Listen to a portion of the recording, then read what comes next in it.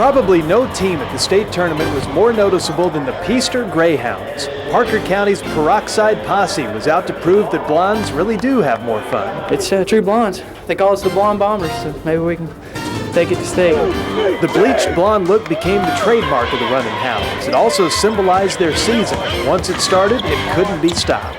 They started it going into the playoffs, and one by one, more and more of them did it, and I opened my big mouth and said I'd do it too if you go, and all this. Well, I had to do it, but I'll do anything for these kids. They've done so much for me. Ironically, the look that took Peaster by storm proved to be appropriate in Austin. The Hounds took a comfortable lead in their semifinal matchup against Brookshire Royal. Behind a game-high 23 points from Australian exchange student Bruce Garvey, Peaster pushed past the Falcons to play in the 2A state championship game. It's a lot of fun, that's the main point. Basketball's supposed to be fun, and Texas basketball's a lot of fun. Go Peaster! Blondes have a lot more fun, let me tell you. Enthusiasm poured like peroxide among Peaster's players, coaches, and fans. Playing in their first state tournament ever, the Greyhounds were one game away from winning it all. Are you ready to block them out? Yeah. You ready to block them out? All right, let's do it. Facing Wellington in the final, Peaster jumped out to a 9-point lead over the Skyrockets in the first quarter. Josh, block out! He's the best offensive rebounder they got, man. All right. Wellington closed the gap to 4, but by halftime, the Hounds had it back up to 8. Get us in odd. Come here. Get us in odd, and as much as they come out and get you, when you get a good chance, penetrate and really hurt them. Mix it up. Watch out, Wolf! In the third quarter, Wellington skyrocketed past Peaster to take a 4-point lead by the end of the quarter with 1 to go. 1, 2, 3, team, let's go, baby. Go. One timeout. Peaster's state championship started slipping away as Wellington went up by 8 in the fourth, but the Hounds wouldn't let go.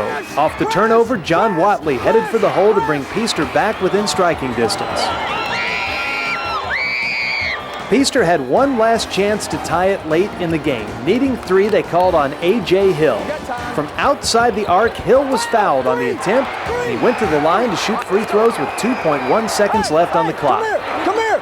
A.J. Hill's the epitome of a gym rat. He's grown up in the gym. He's worked his way to this situation. With impossible poise, Hill hit all 3, forcing the championship game to overtime.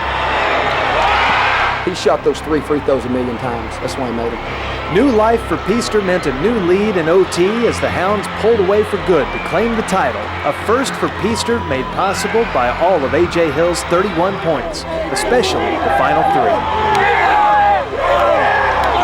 I knew that if I could make the first one, then I could give the next 2 the job. Just that first one always gives me trouble because I'm not in rhythm, but after I hit that first one, I'm always in rhythm. Then I can hit those other ones.